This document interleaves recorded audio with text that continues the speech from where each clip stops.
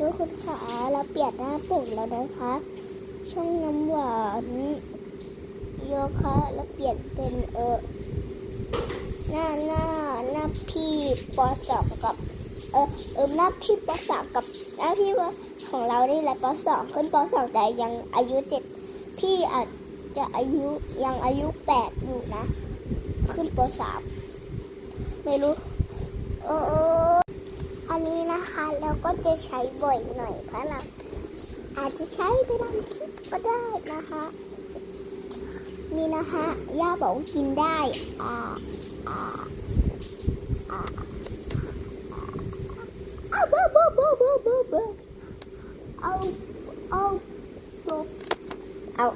ตก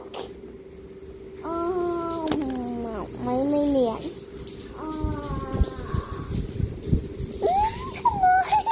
เหมือนเปล่าเย้